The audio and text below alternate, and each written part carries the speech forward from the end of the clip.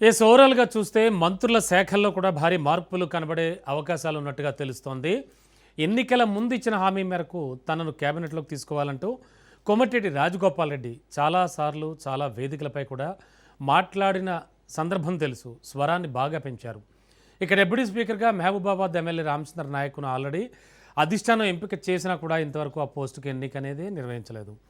ఇక TPCC chief Mahesh Kumar గౌడ్ను BC కోటాలో డిప్యూటీ సీఎంగా తీసుకునే ప్రతిపాదన ఉన్నట్టుగా జోరుగా ప్రచారం కూడా జరుగుతోంది. అలాగే బీసీ మంత్రుల సంఖ్యను పెంచుతారు అనే టాక్ వినబడుతోంది. మున్నూరు కాపు సామాజిక వర్గం నుంచి ఆది శ్రీనివాస్, గొల్లకుర్మ సామాజిక వర్గం నుంచి బీర్లా ఐలయ్య ఈ రేసులో ఉన్నారు.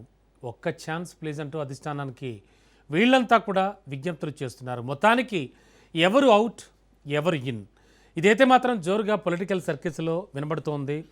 చూస్తుండగానే 2.5 ఏళ్ళైతే గడిచిపోయాయి కాంగ్రెస్ పార్టీ పగ్గాలు చేపట్టి.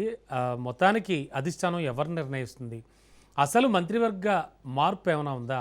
కొత్తగా మంత్రులుగా ఎవరికైనా ఛాన్స్ వస్తుందా? వస్తే ఎవరికి వస్తుంది? అలాగే ఉన్నవాళ్లలో ఎవరికైనా ఉద్వాసన ఉందా? ఎవరెవరికి ఉద్వాసన రాబోతోంది? ఈ చర్చ అయితే జోరుగా నడుస్తోంది. ఇదే అంశానికి సంబంధించి వాళ్ళు మాట్లాడుకుందాం, చర్చించుకుందాం.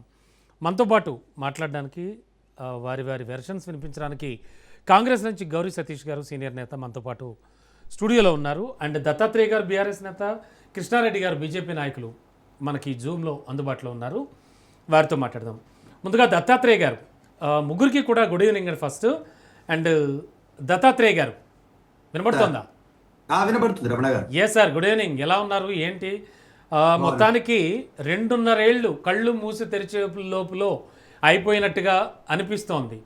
అండ్ ఇప్పుడు ఒక చర్చ అయితే జోరుగా నడుస్తోంది. కోర్స్ చాలా వరకు కూడా శాఖలు సీఎం గారి దగ్గరే పెట్టుకున్నారు.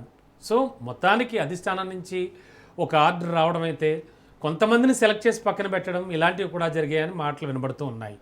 ఏమనిపిస్తోంది? బీఆర్ఎస్ ఏం చెప్తుంది మంత్రివర్గ మార్పులు చేర్పులకు సంబంధించి? గుడ్ ఈవినింగ్ రమణ గారు, మీకు, రాజు న్యూస్ ప్రేక్షకులకు, ప్యానెల్లో ఉన్నటువంటి మిత్రులకు.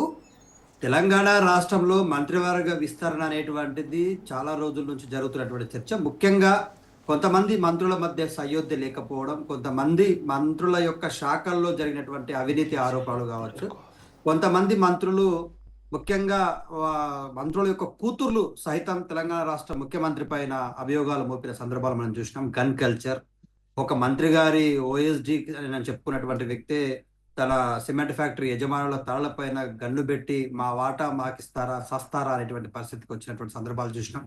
దేవాదాయ శాఖకు సంబంధించినటువంటి టెండర్ల అంశం, సమ్మక్క సారక్కలో జరిగినటువంటి అంశాన్ని రెవెన్యూ శాఖ మంత్రికి బదిలీ చేసి ప్రత్యేకంగా ఆయన శాఖ నుంచి నిర్వహించే పరిస్థితులు మనం చూసినాం. సో ఇట్లా తెలంగాణ రాష్ట్రంలో మైనారిటీ మంత్రికి జూబ్లీహిల్స్ ఎన్నికల్లో మైనార్టీలు గుర్తుకొచ్చి మైనార్టీలకు మంత్రిత్వ శాఖనిచ్చి పాపం ఆయన ఇప్పుడు మరి ఎమ్మెల్సీగా ఉన్నట్ట లేనట్ట, ఎన్ని రోజులు ఎమ్మెల్సీగా కొనసాగుతాడో, ఎన్ని రోజులు మంత్రిగా ఉంటాడో, అజరుద్దీన్ గారి మంత్రివర్గం పైన కూడా, ఆయన యొక్క మంత్రిత్వ శాఖ పైన కూడా పాపం ఊహాగానాలు చాలా పెద్ద ఎత్తున వినిపిస్తా ఉన్నాయి. ఆయన 6 నెలల కాలం అలసిపోతే ఆయన మంత్రిగా ఉష్క అవుతాడని చెప్పేసి అంటా ఉన్నారు.